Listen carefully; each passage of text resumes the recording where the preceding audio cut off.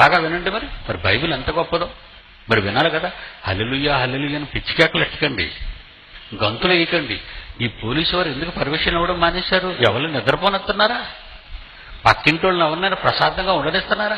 ఓ ఓ ఓ ఓ సమాధుల్లో నక్కలరిచినట్టు ఏంటంటే గీతాలాపన. అల్లరి పెట్టమన్నాడండి దేవుడు? ఎక్కడైనా అల్లరి పెట్టమన్నాడా? పరిశుద్ధాత్మ దేవుడు అల్లరికి కర్త కాడు అని బైబిల్లో ఉందే గాని రాత్రి పగలు లేకుండా ఇరుగు పొరుగురు వారికి నిద్ర శాంతి లేకుండా అల్లరి చేయమన్నాడండి. ఎక్కడో బిషపాచార్య గ్రౌండ్ లో ఎవడో ఒక దరిద్రుడు ఇచ్చేసి అల్ల కల్లోలం చేసి అక్కడ పాపం అక్కడ మన హైకోర్టు జడ్జి ఒక ఆయన ఎదురుగుండా గెస్ట్ హౌస్ లో పడుకుంటే ఆ రాత్రంతా నిద్రపోనీయకుండా ఈవెన్ సిఐని పంపినా సరే, అయ్యా కొంచెం సౌండ్ తగ్గించండి అయ్యా, ఒక న్యాయమూర్తి ఉన్నాడు పక్కనే, మీరు కనీసం అనేది ఒక సిఐ కనికరించమన్నట్టుగా వచ్చి అడిగినా సరే ఎదిరించి గొడవ చేసి అల్లరి చేసి రాత్రి 11 దాటిన పిచ్చి కేకలు వేసినందుకేనండి ఈరోజు ఏ చోటకు వెళ్ళినా క్రైస్తవులకి మైదానాలు ఇవ్వటం లేదండి. మైదానాలు ఇవ్వటం లేదు. నీకు ఆనందంగా ఉందా? ఇంట్లో తలుపులన్నీ వేసుకుని బుర్ర చితగొట్టుకో అని పబ్లిక్ లో కూర్చొని న్యూస్ చేస్తావేంటి? నీకు లా తెలీదా? నీకు కామన్ సెన్స్ లేదా? నీ గదిలోకి వెళ్ళి ప్రార్థన చేసుకోమంటే గదిలోంచి బయటకు వచ్చి కేకలేస్తావేంటి నువ్వు? ప్రశాంతమైన వాతావరణంలో పాఠం చెప్పండి.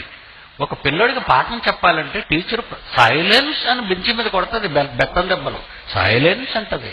అప్పుడు కదండి పాట. ఆ పాట ఏంటో అర్థమవుతుంది పిల్లలకి.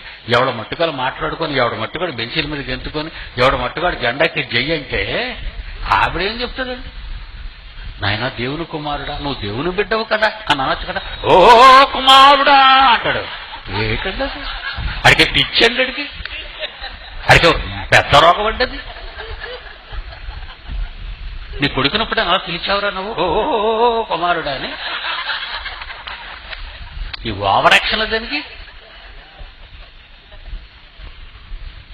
ఎంత సున్నితంగా పిలుస్తారంటే మీ బిడ్డని నాన్న రారా అంటారు. చాలు అడొస్తాడా? నువ్వు ఇలా గరిస్తాడు భయపెట్టుకొని పారిపోతాడు. మా బాబుకి దెయ్యం పట్టిందని. సమాజంలో క్రైస్తవ్యానికి కళంకం తెచ్చిన దొంగ సన్నాసులు ఉన్నారండి ఈరోజు. క్రైస్తవ్యంలో పుట్టగొడుగుల్లో పుట్టుకొస్తున్నారండి ప్రతిరోజు. పబ్లిక్ న్యూసెన్స్ అండి వీళ్ళందరి వల్ల పబ్లిక్ న్యూసెన్స్ ఇది. ఈరోజు హైందవులు ఒకప్పుడు హైందవ సోదరులు మనం ఎంతో మిళితమై ఉండేవాళ్ళం అండి. ఒకప్పుడు ఇస్లాం సోదరులు మనం కలిసి ఉండే. నిజంగా మనం ఈ భారతదేశంలో పుట్టినందుకు గర్వించాలండి. అన్ని మతాల వారు ప్రేమాను రాగాలు కలిగిస్తూ ఎవరి మనోభావాలకి ఇబ్బంది కలగకుండా ఉండే చక్కటి పీనల్ కోడ్ను వీళ్ళు రాసుకున్నారు కదండి. దాన్ని గౌరవించాలా మీరు? మనమే దౌర్భాగ్యులుగా ప్రవర్తిస్తే ఈ మిగతా వాళ్ళు మనల్ని ఎలా చూస్తారు చెప్పండి? మనమేనండి. మీ నిమిత్తమే నా నామము అన్యజనుల మధ్య దూషింపబడుతున్నది అన్నాడండి. మీ నిమిత్తమే.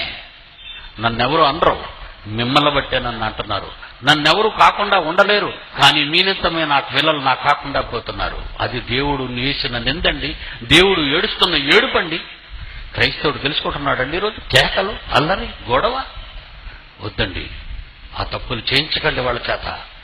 మాటలు వినిపించండి సున్నితంగా, నెమ్మదిగా చెప్పండి, కేకలు పెట్టకండి. అందువలన ఆయన జడ్జి కోపగించిన తర్వాత పెద్ద న్యూసెన్స్ అయిపోయిందండి. ఈరోజు మాకెందుకు గ్రౌండ్ ఏమన్నారు? అలాంటి కేకలు కూడా ఇక్కడ అరుస్తారు. ఎందుకంటే పక్కన పోలీస్ అఫీషియల్స్ వీళ్ళు ఉన్నారు, గవర్నమెంట్ అఫీషియల్స్. వాడికి న్యూసెన్స్ చేయించండి. మన నాయకులు, మన అధికారులు మనం గౌరవించుతా? మన అధికారులు మనం గౌరవించాలా వద్దా? గౌరవించాలి. మరి ఏది నీ గౌరవం? ఒక న్యాయమూర్తికి నిద్ర లేకుండా రాత్రంతా అల్లరి పెట్టేటట్టండి ఆ బోధకుడు ఎవడో వచ్చి అక్కడ ఆ బిషపజారీ గ్రౌండ్ లో. వద్దండి. క్రైస్తవుడు అంటే శాంతి, సమాధానం.